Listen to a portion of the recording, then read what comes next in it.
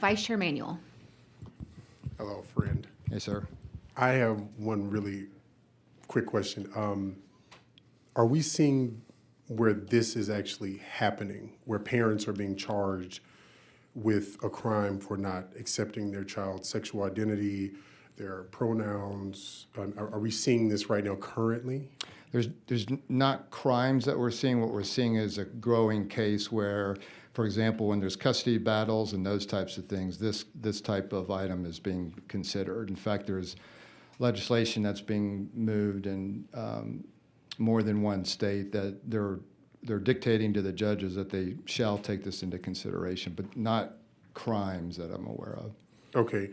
And then also, are we making sure that this isn't going to be used as a form of domestic violence? Because sometimes in divorces, one parent will use it as a tool to keep the other parent in a marriage or continuously harassing them for years so that they're not able to get a divorce.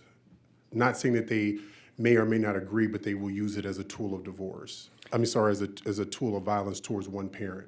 Yeah, I mean, family court is such a difficult and awful situation. I have friends that are district judges for family courts.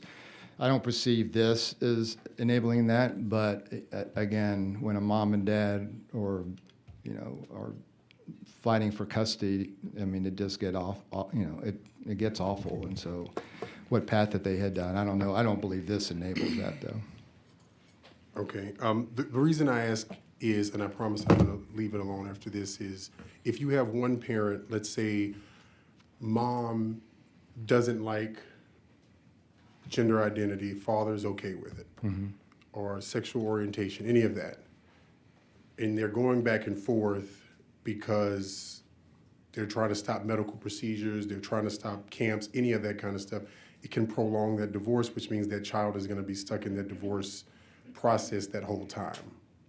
And that can elongate it because then you would have to have psychiatrists or you'd have to have therapists involved because it can be abusive if a child is telling their parent they're one person, the other parent is saying you're not, and there's a divorce proceeding.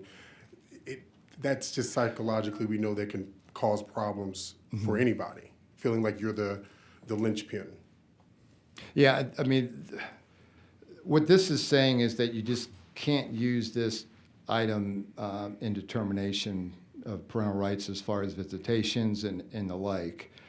But again, I don't think it's enhancing any of those difficult scenarios that you're talking about where there's a battle between the mom and the dad, and mom and or dad are going to use whatever resources they can to their advantage. But I don't perceive this as strengthening that or making that worse, because again, this is just dictating that it's not abuse to not affirm a child's gender identity. So. Okay, I'll let other people testify. Thank you so much. Okay. I appreciate You bet.